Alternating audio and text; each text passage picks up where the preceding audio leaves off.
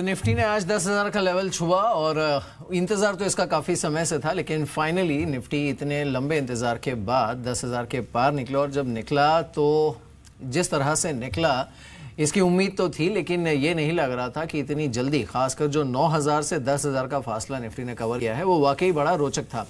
लेकिन 10,000 पर निफ्टी है, वैल्यूएशंस को लेकर कंसर्न चल ही रही है। सभी लोग बार बार ये कह रहे हैं कि इन लेवल्स पर आपको सावधान रहना चाहिए। तो हमारे साथ इनफैक्ट कुछ ही देर में पेनाम के चेयरमैन वल्लभ भंसाली भी जुड़ेंगे, लेकिन उससे पहले कई बड़े जानकारों से हमने बात की, उनका क्या कहना है और क्या आपकी रणनीति होनी चाहिए 10,000 के निफ्टी पर, ये एक बार सुन लेते हैं। That leverage positions, trading positions should be booked out closer to 10K. Investment wise, I think we still believe that there is a lot more upside in the market if you're taking a 6 to 12 month perspective. So that view does not change. But fresh longs in the market should be built only on a sizable correction of 3 to 5%. दुनिया भर में equity markets अच्छा कर रहे हैं, emerging markets और भी ज़्यादा अच्छा कर रहे हैं, उसमें भारत भी अपनी जगह बनाए हुए है। अगर कोई एक्सटर्नल स्टिमुलस आता है, पॉलिटिकल इशू आता है, कोई इकोनॉमिक इशू आता है, तब नीजर रिएक्शन हो सकता है। अदरवाइज आप अभी भी देख रहे हैं कि पैसे आते जा रहे हैं। इंडिया में सिर्फ एक ही कारण है जिसके कारण मार्केट कंसोलिडेशन में जा सकता है, वो है आईपीओ पाइपलाइन। आईपीओ और एफपीओ पाइपलाइन इतनी बड़ी हो गई है कि अभी जितना इनफ्लो आ रहा है उसके हिसाब से उतना आपको प्राइमरी मार्केट से निकल जाएगा, तो सेकेंडरी मार्केट के लिए थोड़ा सा चलना मुश्किल हो जाएगा। मुझे नहीं लगता कि यहाँ पे कोई एकदम से बड़ा से कोई एक सेल ऑफ आ जाए, बट इट्स डेफिनेटली बिकॉज की साइकोलॉजिकल मार्क है, तो यहाँ पे कॉशियस रहना ज़रूरी है। साइकोलॉजिकल मार्क के आसपास थोड़ा प्रॉफिट टेकिंग ऑलवेज आता है और थोड़ा मार्केट में एक जो फ्लक्चुएशन होता है वो काफ़ी बढ़ जाता है। तो यहाँ पे हमारे जो इन्वेस्टर्स है या तो जो ट्रेडर्स है, हमारी जो राय है उनके लिए वो ये है कि आप पोर्टफोलियो को थोड़ा रिस्ट्रक्चर कर लें। यहाँ पे जो नंबर ऑफ सेक्टर्स या नंबर ऑफ स्टॉक्स जो ओपन है उनको थोड़ा क्लोज कर लें और पोजिशंस को थोड़ा कंसोलिडेट कर लें। तो पोजीशन कंसोलिडेट करनी चाहिए, लेकिन अभी भी कोई ये नहीं मान रहा है कि यहाँ से बहुत बड़ी गिरावट आ सकती है। अब हमने कुछ डेटा पॉइंट्स भी निकाले इसमें, और उसके आधार पर अगर हम देखें तो कुछ एक टेक्टोनिक शिफ्ट जो कि इंडियन मार्केट में हो रहा है वो बड़ा क्लियरली दिखता है। और इसमें एक जो सबसे पॉजिटिव संकेत है या फिर पॉजिटिव ट्रिगर है मार्केट के लिए, वो है डोमेस्टिक मार्केट या फिर डोमेस्टिक इन्वेस्टर का पार्टिसिपेशन। ये ट्रेंड आप देखिए 2012 का अगर हम आंकड़ा ले, अब उस समय 2012 में देखिए एफआईआईज किस तरह से मार्केट को डोमिनेट कर रहे थे। तो उनकी तरफ से 1,04,190 करोड़ की खरीदारी हुई थी, लेकिन डीआईआईज की तरफ से उसी दौरान 56,262 करोड़ की बिकवाली हुई थी। आप 2013 में आइए तो भी यही ट्रेंड दिखता है, एफआईआईज की तरफ से बाइंग, डीआईआईज की तरफ से सेलिंग। 2014 में आइए तो ये जो सेलिंग का क्वांटम है वो थोड़ा सा कम हो जाता है डीआईआईज की तरफ से, लेकिन एफआईआईज जो है वो अभी भी मार्केट को डोमिनेट करते हुए। लेकिन फिर मोदी सरकार के सत्ता में आने के बाद जो इंडियन मार्केट का रुझान धीरे धीरे चेंज हुआ है उसे अब देखिए। 2015 में एफआईआईज व नेट सेलर्स, लेकिन डीआईआईज की तरफ से बाइंग हुई 65,871 करोड़ की। 2016 में भी अगर आप देखें तो एफआईआईज की तरफ से बिकवाली हुई, लेकिन डीआईआईज की तरफ से बाइंग हुई। अब इस साल 2017 में अच्छी चीज़ यह है कि market is firing on all engines. इसमें एफआईआईज और डीआईआईज दोनों की तरफ से अच्छी बाइंग देखने को मिली है, लेकिन खास चीज़ ये है कि जो डीआईआईज है उन्होंने मार्केट की ग्रिप को छोड़ा नहीं है, और ये वो जो ड्राइव कर रहे हैं मार्केट पे डेली बेसिस पे भी अगर आप देखेंगे तो वो डिफ्रेंसिएशन आपको दिखता है। किसी दिन एसजीएक्स निफ्टी अंडर परफॉर्म कर रहा होता है, लेकिन स्पॉट में खुलने के बाद निफ्टी जो है वो अच्छी तेजी दिखाता है, सिंपली बिकॉज आपके जो डीआईआईज हैं उसकी पार्टिसिपेशन यहाँ पर ज़्यादा है कंपेयर टू एसजीएक्स निफ्टी, जहाँ पर एफआईआईज की ज़्यादा पार्टिसिपेशन है। तो ये ट्रेंड क्लियरली दिखता है। अब इन लेवल्स के आसपास हम अगर आप देखें 9,000 से 10,000 का आंकड़ा हम देखें निफ्टी का, पिछले 1,000 पॉइंट्स की जो रैली है जो कि 91 सेशंस में कवर की है निफ्टी ने, इसके डोमिनेटिंग स्टॉक्स को अगर आप देखेंगे, इसमें इंडिया बुल्स हाउसिंग फाइनेंस, इसने 34% आउट परफॉर्म किया है। भारतीय इंफ्राटेल और एक काउंटर है जिसकी तरफ से 33% का आउट परफॉर्मेंस देखने को मिला है। एचयूएल है जिसने 32% आउट परफॉर्मेंस दिया है, और साथ ही अदानी पोर्ट्स। ये ऐसे स्टॉक हैं जिन्होंने 9 से 10,000 की रैली में कंट्रीब्यूट किया है। रिलायंस इंडस्ट्रीज, इसने 27% और मारुति सुजुकी ने 26% का तेजी दिखाई है। लेकिन यही ट्रेंड अगर आप थोड़ा सा एक्स्ट्रापोलेट करें, 8,000 से 10,000 का अगर आप डिस्टेंस देखें निफ्टी का, यानी 2,000 पॉइंट्स की रैली अगर आप निफ्टी की देखेंगे, तो फिर उसमें मार्केट की लीडरशिप कहां पर रही है वो आप देखिए। Reliance industries clearly single handedly market को ड्राइव करते हुए 52% का रिटर्न इसने डिलीवर किया है निफ्टी के 8,000 से 10,000 के गैप को कवर करने में। दूसरा हाईएस्ट आउट परफॉर्मर अगर आप देखें निफ्टी का तो वो इंडिया बुल्स हाउसिंग फाइनेंस रहा है जिसने 81% का रिटर्न दिया है, लेकिन in terms of weightage Reliance ने सबको पीछे छोड़ दिया। Then you have another heavy weight HDFC bank, इसने पूरे प्राइवेट बैंक के स्पेस को लीड किया। तो 27 दिसंबर 2016 से अब तक अगर आप देखें HDFC बैंक ने 46% का रिटर्न दिया, इंडसइंड बैंक ने 46% का रिटर्न डिलीवर किया। कुछ और आउट परफॉर्मर्स में अदानी पोर्ट और मारुति सुजुकी, इन दोनों ने करीब 44 से 45% का रिटर्न डिलीवर किया है। और HUL और यस बैंक, इन्होंने भी 40 से 42% का रिटर्न डिलीवर किया है। अब फंडामेंटली मार्केट अभी भी अच्छा लग रहा है, लेकिन कुछ एक जो मार्केट के बड़े दिग्गज जानकार हैं उनका यह कहना है कि इन लेवल्स पर आपको थोड़ी सावधानी बरतनी चाहिए क्योंकि मार्केट अपने सर्वोच्च लेवल पर है। हमने जाने माने निवेश सलाहकार मधु केला से बात की, एक बार सुनते हैं निफ्टी के 10,000 पर उनकी स्ट्रैटेजी क्या है। इंडिया का ग्रोथ स्टोरी अभी भी प्रॉपरली इंटैक्ट है। At the same time we must acknowledge कि बहुत पैसा बना है लास्ट 3-4 साल में, specifically small cap and mid cap companies में। सेलेक्ट पॉकेट्स में कहीं भी फ्रॉड भी होगा। तो जो अब इन्वेस्टर्स आ रहे हैं, मेरी सलाह एक ही है कि एक तो आप लास्ट 3-4 साल के रिटर्न को देख के वो उम्मीद के साथ मत आइए मार्केट में। ये नहीं, ये जरूरी नहीं है कि वो रिटर्न वापस एक्स्ट्रापोलेट होंगे, ये बैंक डिपॉजिट तो है नहीं, ये तो इक्विटी है। तो यहाँ पे थोड़ा कभी अगर आप उस उम्मीद के साथ आ रहे हो तो कभी आपको डिसअपॉइंटमेंट हो सकती है। पर अगर आपको इक्विटी एज एसेट क्लास में पैसा लगाना है और आपका रीजनेबल एक्सपेक्टेशन है और अगर आपका टाइम फ्रेम 3-5 साल है तो अभी भी इक्विटी में पैसा बनना काफी बाकी है। मुझे लगता है rather than going by one sector ना, आपको इंडिविजुअल कंपनी, इंडिविजुअल थीम पकड़ के उसमें लीडर कौन है ना, वहाँ पे ज्यादा ध्यान देना पड़ेगा। फार्मा और IT दोनों जगह लगता है। पर हो सकता है इसमें ना ये जब कॉन्ट्रेरियन आप इन्वेस्ट करते हैं तो ऐसा पीरियड होता है 2-4-6 महीना 1 साल कभी पैसा ना भी बने, अगर आपने अच्छा शेयर भी लिया है तो वो तैयारी रख के अगर आप लेंगे सेलेक्ट शेयर फार्मा के भी और सेलेक्ट शेयर IT के भी तो पैसा जरूर बनेगा। तो देखिए, जो मधु केला ने कहा उसमें भी जो जरूरी चीज है वो यही है कि इन लेवल्स पर आप कोई भी जेनेरिक ट्रेंड मार्केट में एस्टेब्लिश नहीं कर सकते। ये जरूर है कि जिन सेक्टर्स में अच्छा परफॉर्मेंस देखने को मिला है वो आउट परफॉर्म करेंगे, लेकिन with in that sector also आपके लिए जरूरी है कि आप जो विनर स्टॉक है उसके साथ रहे, ना कि किसी ओवर वैल्यूड स्टॉक के साथ या फिर किसी स्ट्रेस स्टॉक के साथ आप रहें। एक बार ट्रेंड भी देख लेते हैं कि मार्केट ये जो चला है, अब देखिए 27 दिसंबर 2016 से लेकर अब तक ये जो 2000 पॉइंट्स की रैली है, इसमें कई इंटरेस्टिंग चीज़ें हैं। एक तो GDP का ट्रेंड आप देखिए, अब GDP जो FY17 के Q4 से लेकर आप देखिए किस तरह का रुझान यहाँ पर देखने को मिला है। तो ये ट्रेंड थोड़ा अपवर्ड है, लेकिन IIP का जो डेटा है वो बहुत ही मिक्स्ड रहा है। मार्केट कुछ हद तक चला है, वो रिफॉर्म्स के बलबूते पर चला है, क्योंकि रिफॉर्म्स के फ्रंट पर एक के बाद एक चीज़ें होती रही हैं।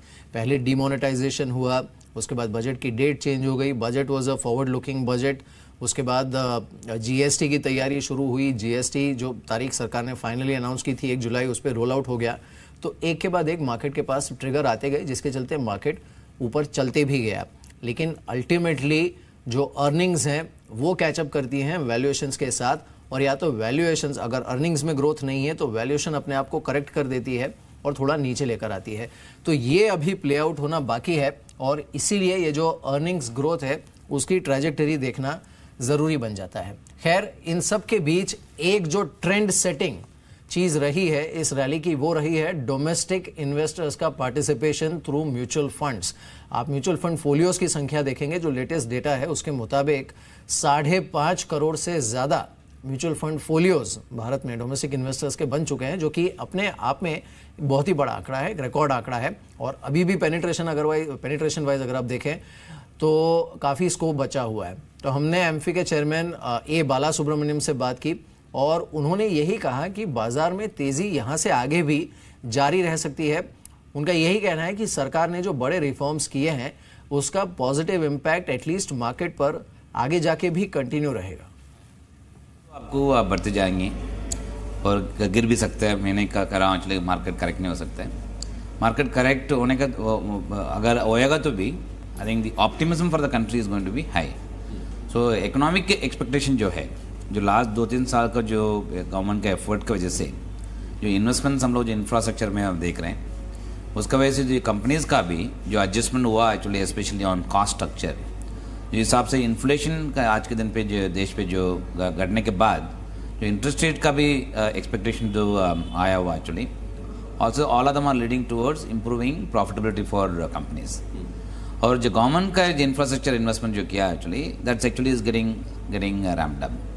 जो पावरफुल रिफॉर्म जो किया लास्ट 6 महीने में, which is starting from December से लेके ये आज तक 2 बड़ा रिफॉर्म कंट्री में एक्चुअली हो गया है। One is around demonetisation, second is around GST।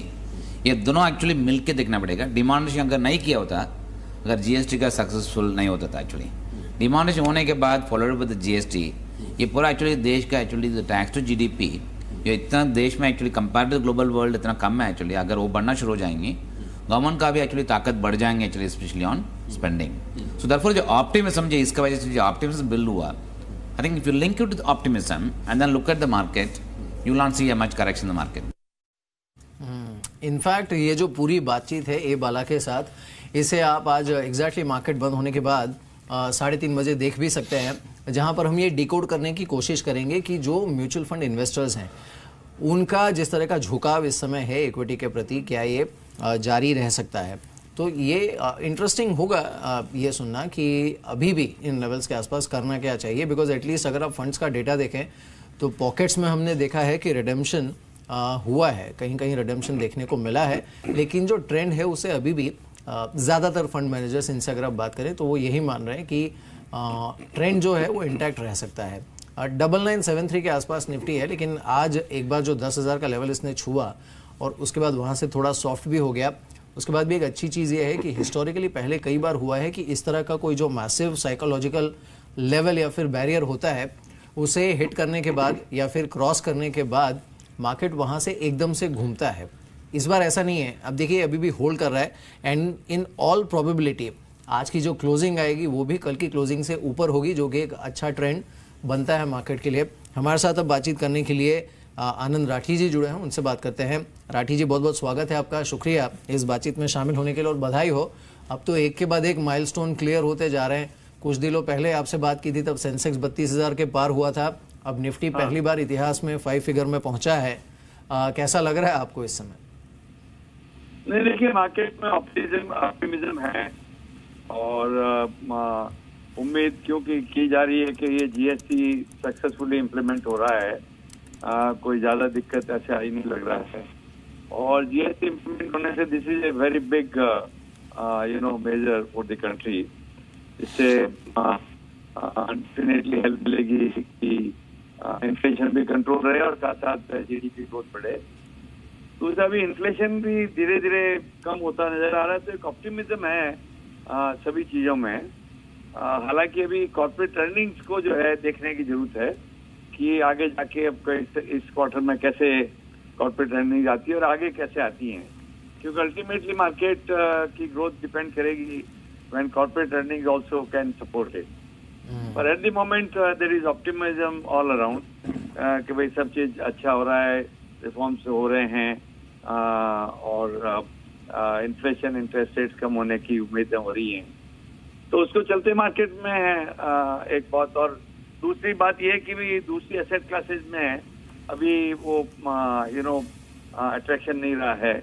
आज भी डेट में लगा है तो ब्याज की दरें कम हो रही हैं, गोल्ड में नहीं रहा है, रियल एस्टेट में प्रेशर है, तो there is lot of inflow of money coming into the equity, तो इसके कारण ओवरऑल मार्केट स्ट्रांग है।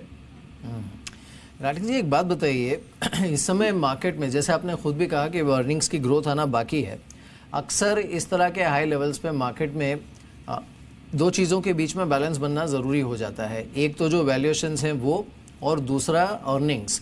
अब इन दोनों में से कोई एक अपने आप को करेक्ट करता है। अगर मार्केट ओवर वैल्यूड है और अर्निंग्स नहीं आ रही है तो वैल्यूएशन थोड़ी नीचे आ जाती है, या तो अगर अर्निंग्स उम्मीद से बेहतर आ रही है या फिर रिवाइव हो रही है तो वैल्यूएशन और ऊपर चली जाती है और अर्निंग्स उसे कैच करने की कोशिश करती है। लाइकली सिनारियो 10,000 के पार क्या लग रहा है आपको? देखिए, सिनारियो जो है, जैसे मैंने बताया कि भाई कॉर्पोरेट अर्निंग्स के ऊपर आगे सिनारियो बनेगा, और उम्मीद है कि कॉर्पोरेट अर्निंग इस साल जो है वो अच्छी रहेगी और उसी उम्मीद में बढ़ रहा है। पर एक्चुअली जब रिजल्ट पर्टिकुलरली इसके बाद जो क्वार्टर हैं उसका रिजल्ट आएगा, क्योंकि जुलाई सितंबर क्वार्टर थोड़ा सा बहुत स्ट्रांग नहीं रहता है, तो I think market will now will I think direction would be positive, but it would the speed of change में चेंज, मतलब ऐसा एकदम तेजी अगर आदमी कहे कि बहुत तेजी आ जाए वो लगता नहीं है। परंतु साथ साथ में ये भी मैं क्वेश्चन करूंगा, कोई मंदी नहीं लगती है। कई लोगों को लगता है भाई मार्केट यहाँ से बहुत टूट जाएगा, ऐसा नहीं लगता है। इसलिए इन्वेस्टर को तो मेरी सलाह है भाई कि आपको धीरे धीरे इन्वेस्ट करते जाना चाहिए। वेट करने में मार्केट में आदमी चूक जाता है। जब 9,000 निफ्टी हुआ तब लोगों ने कहा कि बहुत हो गई, परंतु नहीं इन्वेस्ट किया तो लोग रह गए वो। तो इसलिए आई थिंक मार्केट इन्वेस्टमेंट के लिए ठीक है, मुझे इसमें वो नहीं लगता है नेगेटिव। बिल्कुल राठी जी, अब इन लेवल्स पे एक्चुअली सेक्टोरल व्यू लेना थोड़ा मुश्किल भी हो जाता है, लेकिन स्टॉक सिलेक्शन उतना ही ज़रूरी बन जाता है इन लेवल्स पे। आप इन्वेस्टर्स को सलाह क्या देंगे? बिकॉज अभी भी कई सारे इन्वेस्टर्स हैं जो शायद 8,000 से या 9,000 से यही वेट कर रहे थे कि मार्केट थोड़ा नीचे आए तो मैं खरीद लूंगा, शायद वो पूरी तरह से अपना कैपिटल डिप्लॉय कर भी नहीं पाए। अब उन्हें क्या करना चाहिए? देखिए, मेरी सलाह है कि वेट करने के बजाय इन मार्केट में टाइमिंग परफेक्ट टाइमिंग नहीं कर सकता है, और जब लॉन्ग टर्म अगर इन्वेस्टमेंट है कि आदमी को 3 साल 5 साल से करना है, तो मुझे लगता है महत्वपूर्ण नहीं है क्योंकि आप 10,000 में करेंगे, 9,500 में करेंगे, तो इसके इन्वेस्टमेंट करते रहना चाहिए। मार्केट इक्विटी में कहीं ऐसे गुंजाइश नहीं लगती है कि भाई मार्केट बहुत खराब है। स्टॉक का सवाल है, देखिए हाँ, अगर आप सक्षम हैं अच्छे स्टॉक्स को में बहुत अच्छी बात है, नहीं तो इवन म्यूचुअल फंड जो है एक अच्छा जरिया। मैं तो जो छोटा निवेशक है उसको हमेशा सलाह दूंगा कि आप जो है अगर जानकारी कोई स्टॉक की आपकी अच्छी है करिए, अदरवाइज आप म्यूचुअल फंड के थ्रू जाइए, तो उसमें वैसे भी आपकी डाइवर्सिफिकेशन का आपको एडवांटेज मिलता है और कभी कोई ऐसा प्रेशर नहीं आता है। बिल्कुल। चलिए राठी जी, बहुत बहुत शुक्रिया हमारे साथ इस बातचीत में शामिल होने के लिए, थैंक यू सो मच। इस बीच आप देखिए, जो आउट परफॉर्मेंस है, एक अच्छी चीज़ ये भी है कि वो अक्रॉस द बोर्ड देखने को मिला है। यानी जो फ्रंट लाइन है, अब हालांकि ये ज़रूर है कि मिड कैप स्मॉल कैप में काफ़ी अच्छी तेज़ी रही है और रुझान अच्छा रहा है, लेकिन वहाँ पर भी जो फ्रॉथ है उसकी मात्रा थोड़ी कम है। यानी टिपिकली जो इस तरह के ओवर हीटेड मार्केट में होता है कि जो क्वालिटी स्टॉक्स नहीं होते वहाँ पर भी काफ़ी रनअप देखने को मिल जाता है। इस बार वो हुआ है, लेकिन पॉकेट्स में हुआ है। ज़्यादातर जो लीडरशिप रही है स्मॉल कैप और मिड कैप में भी, वो कुछ हद तक ऐसे स्टॉक्स की रही है जहाँ पर या तो टर्न अराउंड स्टोरी प्ले हो रही है, या तो वैल्यूएशंस थोड़ी रीजनेबल रही थी, और या तो फिर अच्छा कॉर्पोरेट परफॉर्मेंस एक्सपेक्टेड था। तो ये ऐसी चीज़ें हैं जिस पर टिपिकली ज़्यादा भरोसा किया जा सकता है then a pure liquidity driven, liquidity fueled rally. और जैसे हमने लिक्विडिटी की भी बात कही कि ये दोनों पक्षों से, यानी डोमेस्टिक और फॉरेन, दोनों तरफ से जो इन्वेस्टमेंट देखने को मिला है वो अट्रैक्टिव रहा है। हमारे साथ अब और एक ख़ास मेहमान जुड़े हैं, हमारे साथ श्री वल्लभ बंसाली जुड़े हैं, उनसे बात करते हैं। सर, शुक्रिया हमारे साथ इस बातचीत में शामिल होने के लिए। Thank you so much for giving your time. I know it's a busy day for you, और इनफैक्ट सबसे पहले तो आपको बधाई हो, निफ्टी पहली बार 5 डिजिट में पहुंचा है। पिछली बार जब आपसे बात हुई थी तब आपने एक बड़ी अच्छी चीज़ कही थी कि मार्केट जब अपने हाई पर होता है, वैल्यूएशन जब अपने हाई पर होती है, तब जो कॉशन है उसे भी ऑल टाइम हाई पर होना चाहिए। अभी इस समय मार्केट जिन लेवल पर है, obviously one has to be very cautious, लेकिन ये जो मोमेंटम है for the time being it seems कि कोई मेजर थ्रेट है नहीं इसके ऊपर। क्या ये सही है क्या मानना सबका?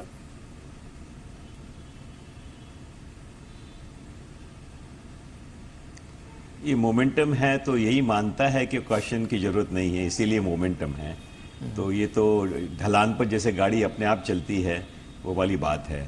सो आई थिंक कॉशन मार्केट के अंदर काल के गर्भ में क्या छुपा है वो सब हमें पता नहीं होता। अचानक से सिचुएशन बदल जाती है, कोई एक समाचार आता है और उसका एक पीछे लहरें चल निकलती है, इसलिए कॉशन रखना एकदम ज़रूरी है। आई थिंक लोगों को ये ध्यान रखना चाहिए कि अधिकांश सेक्टर्स के जो पी मल्टीपल हैं वो उनके 5 साल 10 साल के एवरेज से 25 से 50% ऊपर चल रहे हैं। ठीक बात है कि भारत का भविष्य कुछ अलग नज़र आ रहा है, स्ट्रक्चरल चेंजेस हुए हैं, तो हमारा आउटलुक ज़्यादा रोबस्ट है, ज़्यादा लॉन्ग टर्म देख सकते हैं, लेकिन प्राइस में सब कुछ आ जाता है। बिल्कुल, और ये आपने काफ़ी रोचक बात कही, क्योंकि कुछ हद तक वो जो मिसमैच अर्निंग्स के बीच में और जो पी मल्टीपल अलग अलग फ्रंटलाइन स्टॉक्स कमांड कर रहे हैं उसके बीच में देखने को मिल भी रहा है।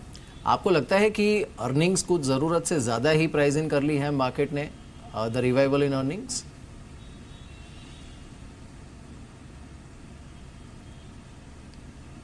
कुछ कंपनियां ऐसी है जिनके बिजनेस मॉडल यूनिक हैं और उनके ऊपर तो एक अटकल लगाई जाती है और हो सकता है वो अटकल सही भी आए।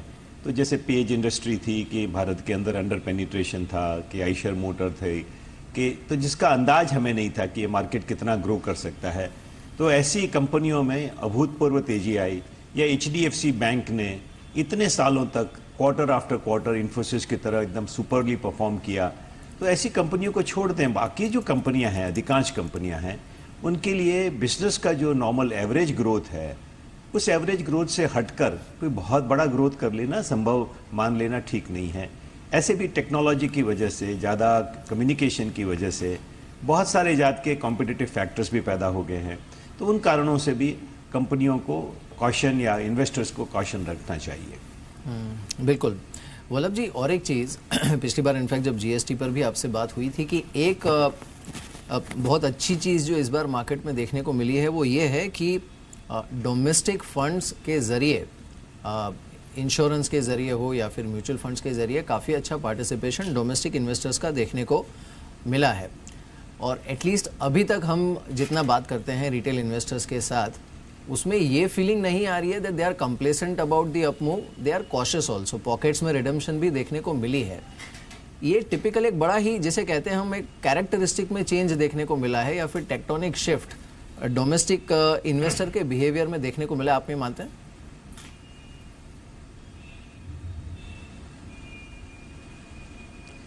मैं इसे टेक्टोनिक शिफ्ट नहीं कहूँगा। आई थिंक ये मैच्योरिंग प्रोसेस है कि जब 1990 के करीब म्यूचुअल फंड इंडस्ट्री की शुरुआत हुई थी, उस समय हमारा इन्वेस्टर बेस ही बहुत छोटा था। अब पिछले 25-27 साल के अंदर इन्वेस्टर बेस और इन्वेस्टर एजुकेशन कई गुना बढ़ चुका है। ऐसे में लोग एजुकेटेड हैं, जो कम एजुकेटेड भी हैं वो मार्केट के बारे में ज़्यादा समझ रखते हैं, इतनी सारी मार खा चुके हैं। तो ये जैसे घुटने रगड़ के आदमी सीखता है, वैसे ही मार्केट और ये छोटे इन्वेस्टर्स और म्यूचुअल फंड के इन्वेस्टर्स सीखे हुए लोग हैं। अच्छा, दूसरी बात है कि अभी इतने बड़े एडवाइजरी ग्रुप भी पैदा हो गया है। म्यूचुअल फंड के अंदर हैं पोर्टफोलियो मैनेजर्स हैं, ट्रेंड इन्वेस्टमेंट एडवाइजर्स हैं, सेबी का इतना रेगुलेशन है, तो बहुत सारे सेफ्टी फैक्टर्स भी हमारे साथ हैं, जिसकी वजह से ऐसा बिहेवियर देखने को मिल रहा है। ये ग्रेजुअली हुआ है और ये बात ठीक है कि इतने मोमेंटम के अंदर भी हम कॉशन वाली बात काफ़ी सुनते हैं, तो इसीलिए मार्केट हेल्दी रहा है। बीच बीच में 200, 400, 500 पॉइंट का करेक्शन भी हो जाता है, और आप लोगों की मीडिया चैनल्स की वजह से कॉन्स्टेंटली इतने जात की चीज़ें लोगों को मालूम पड़ती है कि वो एक 1992 और 2001 वाला ज़माना नहीं रह गया। तो ये बहुत अच्छी बातें हैं, और इसी वजह से ये 9,000 के बाद 10,000, 10,000 के बाद 11,000 का आंकड़ा लोगों के मन में जाग रहा है।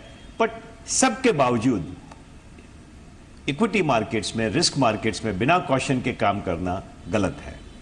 बिल्कुल, आपने 11,000 के आंकड़े की बात की। अब मुझे पता है आप लेवल्स तो बताएंगे नहीं और मैं वो पूछूंगा भी नहीं, लेकिन क्या हम ये कह सकते हैं कि barring the short term challenges in terms of valuation और अर्निंग्स ग्रोथ और maybe some international event, medium term trajectory अगर हम देखें न सिर्फ भारतीय मार्केट्स की बल्कि इंडियन इकोनॉमी की भी और कॉर्पोरेट परफॉर्मेंस की, तो ये सही पटरी पर है, इंटैक्ट है, आउटलुक पॉजिटिव है आपका?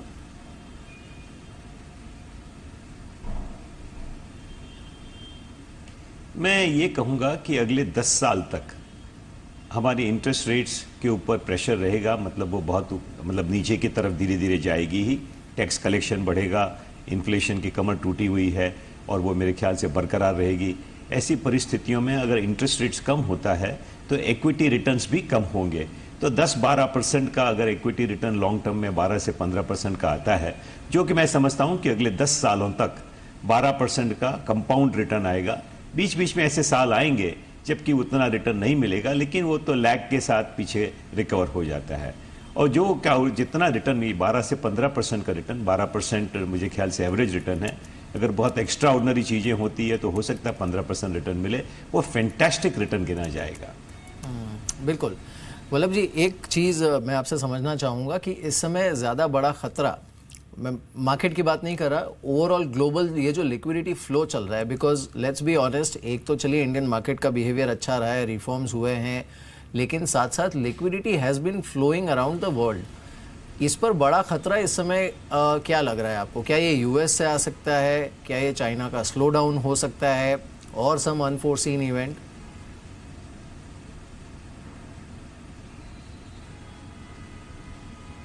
ये कहीं से भी आ सकता है कि दुनिया में इतना F&O ट्रेड होता है, उस F&O ट्रेड के अंदर कितनी लीवरेज होती है और वो लीवरेज न जाने कहाँ फंस जाती। कहीं एक मार्केट में खतरा पैदा होता है और उसकी लहरें, उसकी सुनामी सब जगह पहुंच जाती है। और दूसरी बात है कि हमारा अर्निंग्स का जो मोमेंटम है, अर्निंग्स के जो अजम्पशन है, उसके अंदर भी कोई भी कारण से कोई कमोडिटी प्राइस में, जैसे कुछ साल पहले है रेयर अर्थ की शॉर्टेज हो गई थी, चाइना रेयर अर्थ एक्सपोर्ट करता था। अब वो पता भी नहीं था लोगों को कि रेयर अर्थ बड़ी छोटी मात्रा के अंदर होती है, न जाने कितनी कमोडिटीज़ के अंदर यूज़ होता था और बड़ी घबराहट फैल गई। LTCM कहीं हो गया था। तो दुनिया का इतिहास देखें तो कहीं ना कहीं कोई ना कोई घटना हमेशा घट सकती है। आज हमारे जो पड़ोसी देश हैं, भारत से बहुत विशेष प्रेम रखते हैं, न जाने वो कोई ऐसी तैसी बात कर लें। लगता नहीं है कि ऐसा कुछ भी होगा, लेकिन वो अशक्य है ऐसा तो बिल्कुल नहीं मान सकते। बिल्कुल, आपकी यह खासियत है वल्लभ जी, इतने सालों से मैं आपके साथ बात कर रहा हूँ, आप कुछ भी नहीं कहे बगैर भी बहुत कुछ कह देते हैं। आखिरी सवाल मैं पूछूंगा आपसे, इंडियन मार्केट्स के लिए और इंडियन इकोनॉमी के लिए एक सबसे बड़ा खतरा और एक सबसे बड़ी अपॉर्चुनिटी जो इस समय आपको बड़ी क्लियरली दिखाई दे रही हो।